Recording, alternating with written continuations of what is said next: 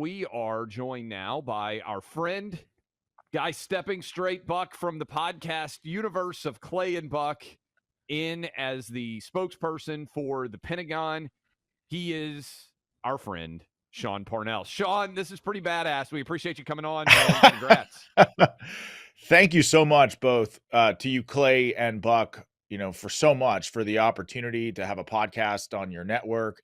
And by the way, we should judge the quality of the relationships that we have with people in our lives based upon whether or not they're there for us when times are bad.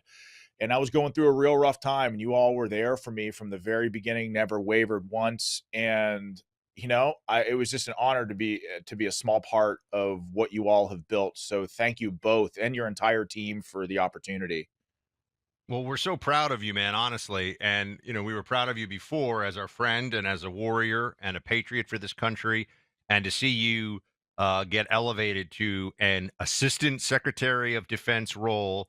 And not only that, but also to be the right hand communications man for Pete Hegseth, Secretary of Defense Hegseth, who is a friend of yours, a friend of ours. I think this is fantastic for the country. And we also want to take a moment to just say that we are, again, so proud of you. And it's so cool that, we bring in the best. I mean, I feel like Trump here, Sean. We take the best people, we put them on the podcast. We put the best people on the podcast network, Clay and Buck.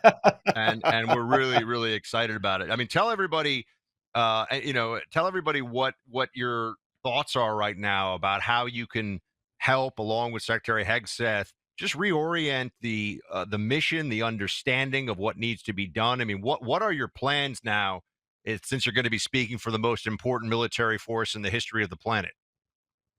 Well, first of all, let me tell you just a little quick personal story.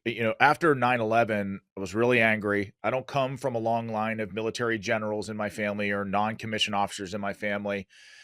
The towers went down on 9/11, and I just remember I was so afraid and I was so angry all at the same time. And I said, I got to do something about this. And so 2 days after 9/11, went down to the recruiter, said I wanted to join the infantry. Not just that, wanted to go to airborne school so the Army could teach me how to jump out of perfectly good airplanes. Wanted to go to Ranger school because it was the best leadership school that the Army had to offer. And I wanted to be the best leader that I could for my troops.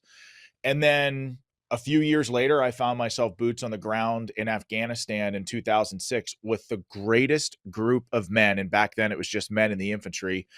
Greatest group of men that you could possibly imagine, who taught, coached, and mentored me every step of the way on what it means to be a servant leader. The Outlaw Platoon was our name.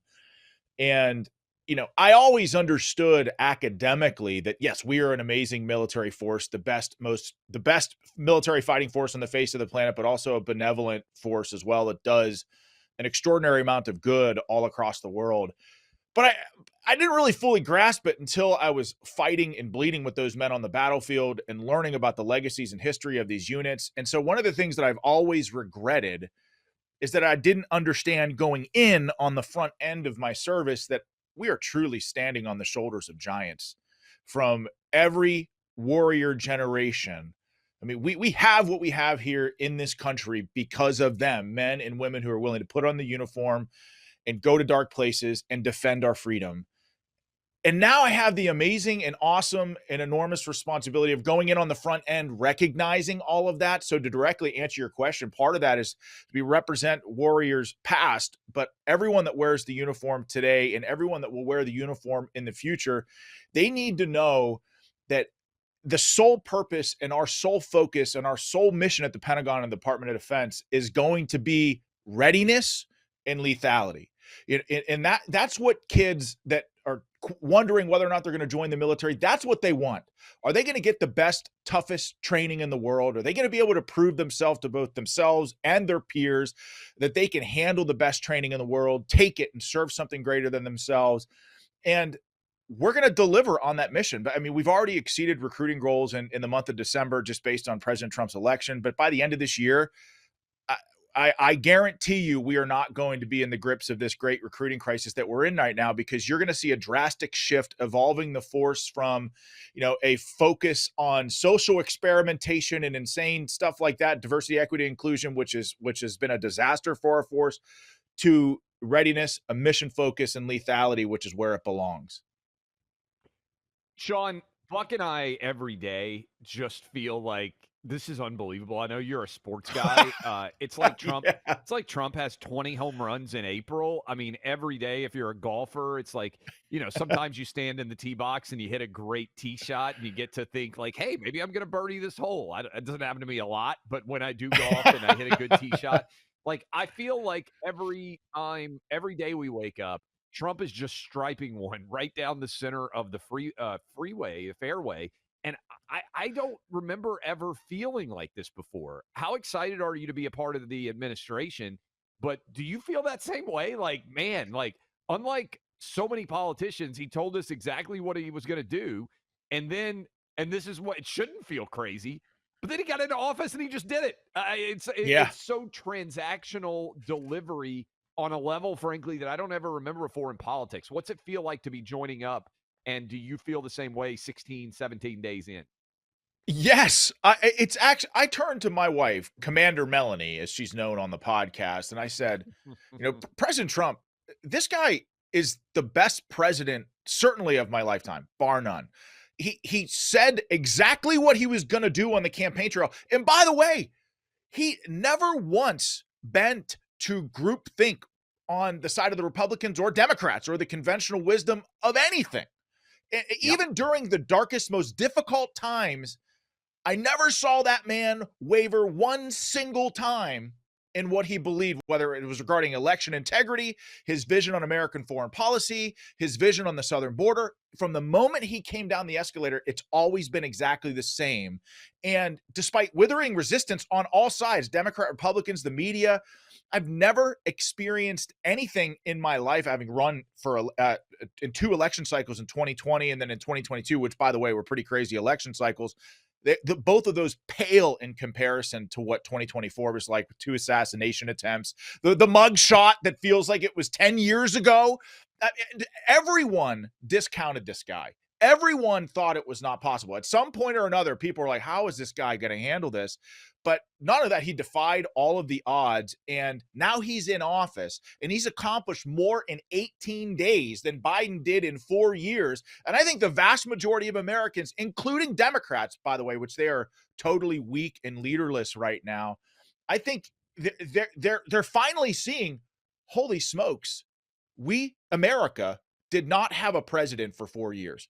We basically had a bunch of 20-something, 30-something staffers behind the curtain, putting executive orders in front of a president who wasn't there cognitively. And by the way, the cat's out of the bag with that. Everybody knows it. This is what it's like to have an American president, overcome all odds, seriously, and do the things that he promised on behalf of the American people. And by the way, I bet you the Democrats and the media are wishing that he won, that they didn't stand in the way of him winning in 2020, because this president now has had 4 years. I tweeted that earlier today, Sean. You know this. Everybody listening, I think he's going to do more in 6 months than he would have in 4 years if he had been president in 2020. It's like the Democrats decided that Trump had to have his Rocky in Siberia training montage for 4 years under Biden. And, he was ready for the big fight when it came up. And we're seeing that right now. Speaking of Sean Parnell, soon to be installed as the Pentagon spokesman. And so those of you who have been listening to Sean on the podcast, I'm going to put a little hold on that while he goes and serves his country at a senior level at the Pentagon. And we're very, very happy for him, very proud of him for doing so. Sean, just give me a sense. Most important things that could be fixed with the military. You got Secretary Hegseth, who we all have very high opinion of, have known. You and I have known Pete for 15 years now, going on 15 years. And you're going to be able to actually do things, right? It's not just going to be the kind of business as usual approach to what our war fighters need. What are some of the top of the agenda items now that you're going to a level of the Pentagon where, you're going to be responsible for communicating it? Pete's going to be responsible for fixing it. Yeah, I'll tell you, I think agenda item 1, because ultimately I work for Secretary Hegseth, the President of the United States, and the American people, is bring a level of radical transparency to the Department of Defense. And no, I'm not talking about disclosing classified material in public setting. No, I don't mean that. But the American people have lost an enormous amount of faith in our institutions, especially once venerated institutions like the Department of Defense. Part of my job is going to be to communicate honestly and transparently with the American people, the American media, and Congress to earn back that trust. The second part of it is DEI has got to go. Anyone that you hear says, "Oh, diversity is our strength." Well, yeah, diversity is a strength. It's nice having different perspectives around the table. But what makes the American military the most lethal fighting force on the face of the planet is at one point during basic training, we all put aside our differences and say, "Nope, there are no hyphenated Americans here. We're all just Americans fighting behind the same mission." That is ultimately the differentiating factor on the battlefield, what makes us so lethal. We've got to evolve our Army from insulated brigade combat teams that were largely focused on asymmetric threat of Islamic extremism and global terror, which by the way still exists, still have to be able to combat that. But we've got to evolve our force to be able to face more conventional threats like Russia and China. We've got to rapidly adapt to accommodate for the threat of AI, integrated drones, things like that. We got to start shipbuilding in our Navy. There's so many things that have to be done and have to be done quickly to get our military back on course. We don't want to fight wars, okay, at all. But the best way to not fight wars is to deter them, right? And so Teddy Roosevelt said, speak softly and carry a big stick. Under President Trump, it's speak loudly and carry a big stick. Turns out that works pretty good as well. So we're gonna deter conflicts and deter global wars, keep America's sons and daughters out of the fight by building the biggest, strongest military on the face of the planet to keep the peace. Sean, we are super excited for you. It's the Super Bowl, as you well know. I want to get your Super Bowl pick, but you are a monster Pittsburgh Steeler fan. Yes, I am. The biggest question for Steeler Nation is, what do you do at quarterback going forward? I don't know. People think that Justin Fields is going to be the guy. I don't think that's going to be the case. The Pittsburgh Steelers have a real problem. I think they really have an ownership problem. I really believe that. I'm sure Mike Tomlin is a great guy, but I think the organization just needs overhaul. We don't win in the playoffs anymore. That's a real problem. Just looking at the team as a whole and saying like, well, hey, we're above average on all of these stats. I'm sorry. In the city of Pittsburgh, that's not good enough. We're about winning championships in this city. And so I think the organization as a whole just needs a complete mindset shift to be a championship caliber team again. It's not just about winning or having winning season, which by the way is the most meaningless stat in the history of NFL football. Who cares if you had a winning season if you're not actually winning playoff games and championships? But as far as the Super Bowl, I'm sad to say, as a monster NFL football fan, I'm going to watch it, but the Chiefs and the Eagles, I'm from Pennsylvania, but I will never be one of those political types that wears half Steelers and half Eagles. I can't do that. I know. I loathe the Eagles. I loathe the Chiefs. I don't want to see another second of Travis Kelce and Taylor Swift on the screen. I just kind of loathe the idea of watching the Super Bowl this year, my friend. Well, Buck, bold talk. Yeah, it is very bold. I do love. It does drive me crazy when people a lot of politicians try to pretend that they are sports fans, and then they're like, "I love the Steelers and I love the Eagles." That's impossible. If you're from Pennsylvania, you like one or the other. And everybody who's a sports fan is like, yeah, you're full of it. Now, you might root for another team. Like sometimes there's probably some guys that are Cowboy fans, God forbid, who live in Pennsylvania. But at least you can't claim to root for both of them. Like you can't be from Alabama. Katie Britt, is not going to say she's a Bama girl.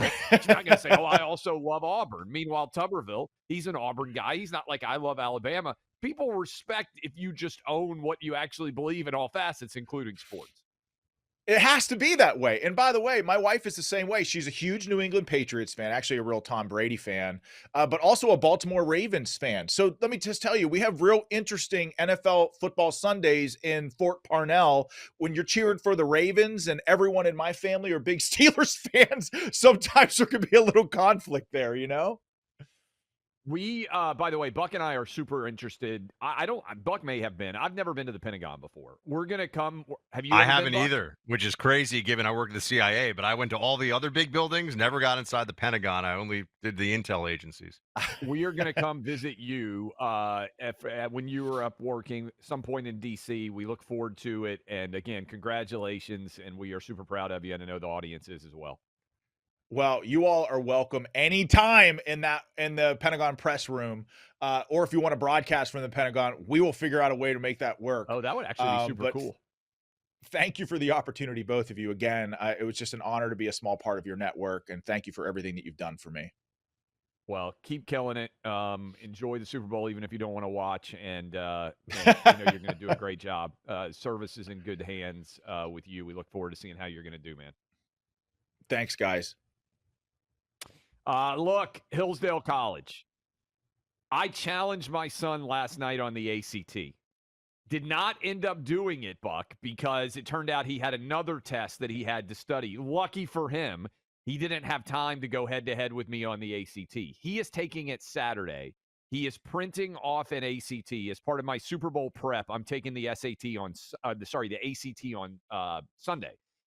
Many of you probably took tests back in the day. Guess what? They're not a lot of fun. And a lot of times it's stressful to not know what grade you're going to get, to have to prepare for it. Wouldn't it be great to be able to learn just for the joy of learning? That's what Hillsdale is offering you right now. They have so many amazing courses for free online. You can learn about the Roman Empire. You can learn about the book of Genesis. You can learn about the Constitution. Their roster of courses is amazing, taught to you by brilliant professors, no grades, no course schedule, no time that you have to watch, just for the sheer love of learning.